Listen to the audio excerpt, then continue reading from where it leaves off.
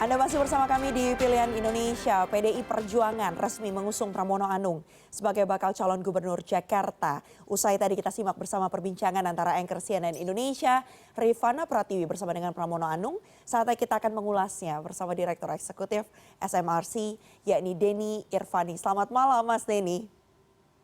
Selamat malam.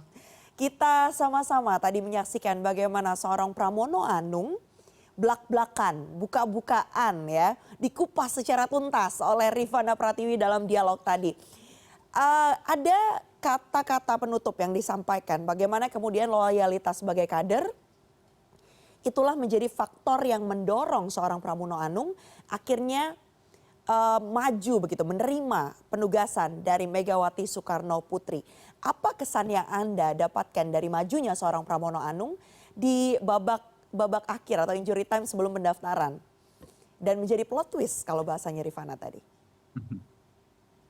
Ya, sebenarnya sejak beberapa bulan terakhir ya, nama Pramono Anung sudah mulai disebut-sebut ya secara internal paling tidak di PDI Perjuangan. Tapi memang di tingkat publik tidak jadi pembicaraan yang serius. Yang lebih menyedot perhatian publik itu kan nama Anies Baswedan dan juga nama Ahok yang memang jauh lebih populer. Nah, dengan dipilihnya Pram, bukan Anies, kita bisa membaca beberapa hal ya tentang terkait dengan pentingnya kaderisasi. Faktor elektoral penting buat PDI Perjuangan, tapi tidak lebih penting dari kaderisasi. Jadi pilkada ini waktunya bagi partai memberikan kesempatan bagi kadernya untuk mengisi jabatan-jabatan publik.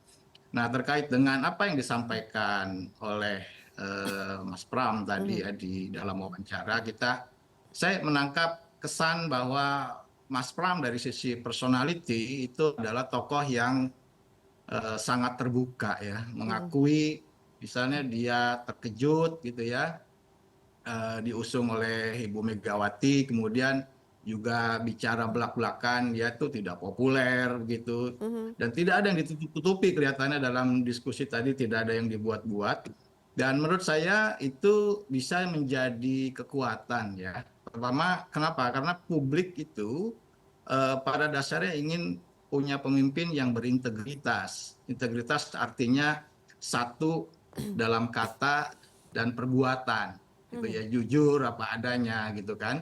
Dan itu saya kira terefleksikan dari cara Mas Pramono Anung menyampaikan pendapat dan jawaban-jawabannya tadi. Dan kemudian dengan mengakui misalnya saya ini masih lemah elektabilitasnya dibanding Pak Ahok yang jauh lebih tinggi, itu dia artinya bisa menjadi kekuatan karena dengan menyadari itu dia akan betul-betul akan kerja keras ya dalam kontestasi pemilihan gubernur ini, begitu. Baik, tadi Anda sebut juga ya bagaimana kemudian ini menjadi satu figur ya, Pramono Anung ini menjadi satu figur yang bisa dinilai publik sebagai sosok yang belak-belakan, mengakui kekurangannya, mengakui bahwa dari hasil survei memang saya tidak masuk top 10 begitu, bahkan top 3 begitu. Apa kemudian implikasinya ini bila nanti kita mau konversi menjadi elektabilitas di Jakarta terutama?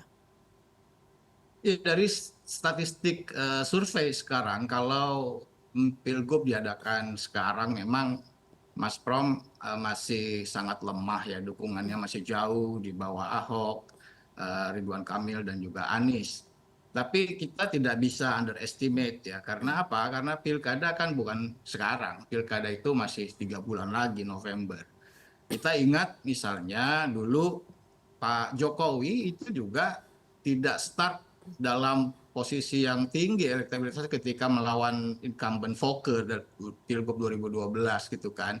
Tetapi dengan kerja secara sistematik dalam beberapa bulan bisa menjulang elektabilitasnya ketika menghadapi Volker waktu itu. Memang Mas Pram saya kira harus kerjanya ekstra keras ya. Karena tadi ya tidak populer di tingkat publik bisa dipahami, bukan karena dia ingin populer tapi nggak populer, karena dia memang tidak tidak lagi tampil di depan publik selama hampir 10 tahun saya kira ia bekerja tadi dibilang lebih banyak di dapur gitu ya.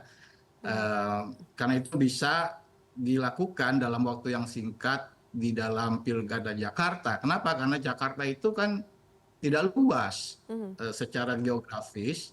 Pemilih Jakarta relatif mudah dijangkau ya dibanding wilayah-wilayah lain. Dan juga Mas Pram punya sosok pendamping Rano Karno yang sudah populer, itu bisa menambah kekurangan. Dan Rano juga tokoh yang menurut saya bisa diterima oleh masyarakat Jakarta secara umum. Di survei kami waktu Agustus ini, yang suka Rano dari yang tahu itu sekitar 80% suka gitu. Jadi tidak ada resistensi terhadap Rano. Oke, artinya, Kemudian yang berikutnya ya. ya berikutnya.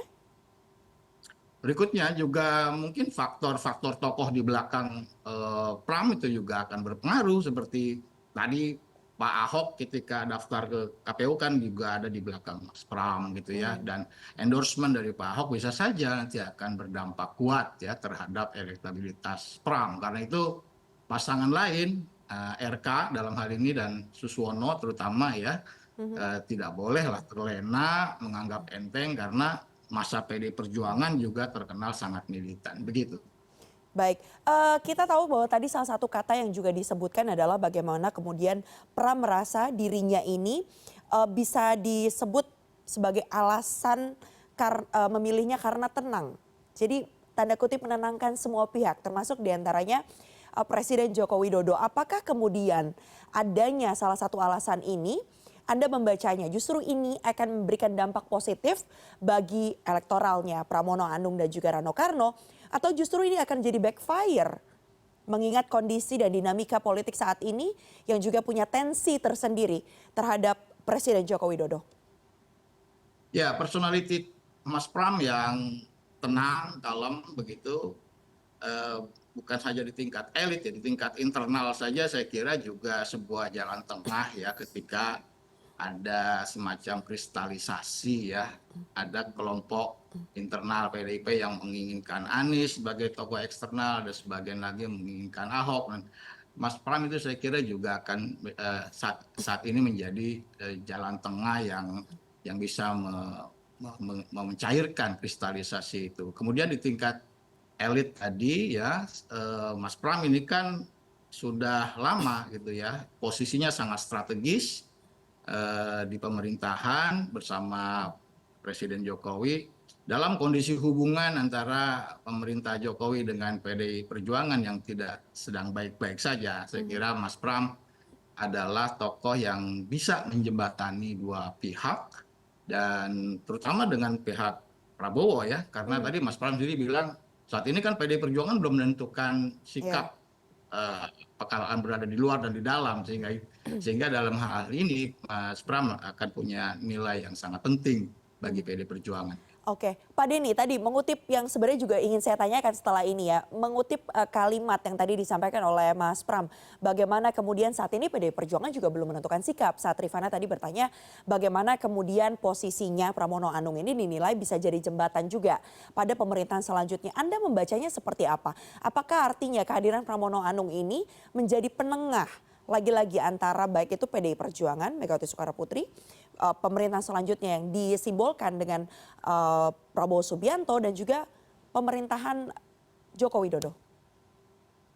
Ya, sebenarnya kalau kita baca hubungan yang tidak baik-baik saja itu kan terutama antara Ibu Megawati atau PD Perjuangan dengan Pak Jokowi sebagai kader PD Perjuangan yang tidak sejalan dalam Pilpres yang lalu. Dengan Pak Prabowo saya kira PD Perjuangan atau Bu Mega secara khusus saya tidak melihat ada masalah yang berarti begitu ya. Karena itu ke depan ini kan pemerintahan dipegang oleh Pak Prabowo. Yang lebih penting bagi PD Perjuangan adalah menjaga hubungan dengan Pak Prabowo. Lalu di sana ada Mas Pram yang tentu akan setiap hari atau bahkan sangat sering berhubungan dengan Pak Prabowo. Jadi yang lebih penting adalah itu, membina hubungan yang baik dengan Pak Prabowo untuk pemerintahan ke depan. bukan dengan Jokowi sendiri secara langsung. Tapi kalau artinya, tadi kan Pramono Anung juga sempat bilang bahwa menirukan begitu ya gaya bicaranya Joko Widodo yang menyatakan bahwa Mas maju aja, gak semua orang dapat kesempatan seperti ini gitu. Apakah ini juga sinyal dukungan lagi-lagi antara dari Jokowi dan adakah kemudian kaitannya dengan sinyal membaiknya hubungan antara Joko Widodo dan PDI Perjuangan? Bisakah kita artikan seperti itu Mas Denny? Iya, saya kira dalam konteks ini Mas Pram tadi eh, menyampaikan ya bagaimana hubungan dia dengan Pak Jokowi itu tidak ada masalah gitu ya. Dia bisa bekerja dengan baik walaupun ada riak-riak hubungan yang tidak harmonis dengan PD Perjuangan tempat Mas Pram gitu ya.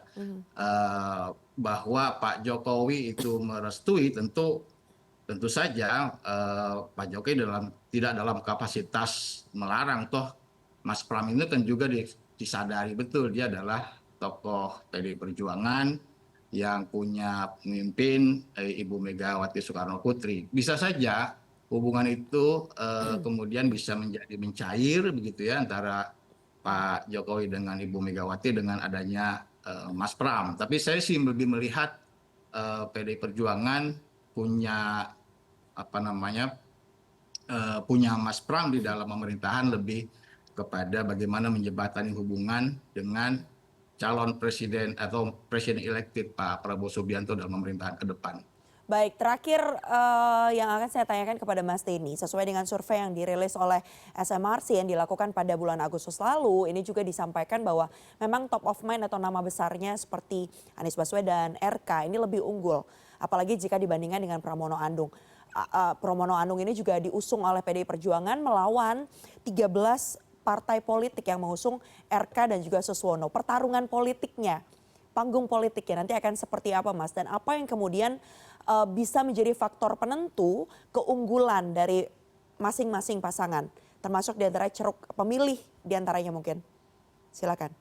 Ya, ketika Pilkada Jakarta Pram didukung hanya oleh satu partai, tentu bagi Pram dengan Rano bagaimana caranya supaya publik tidak punya persepsi bahwa Pilkada adalah persaingan antar masa partai.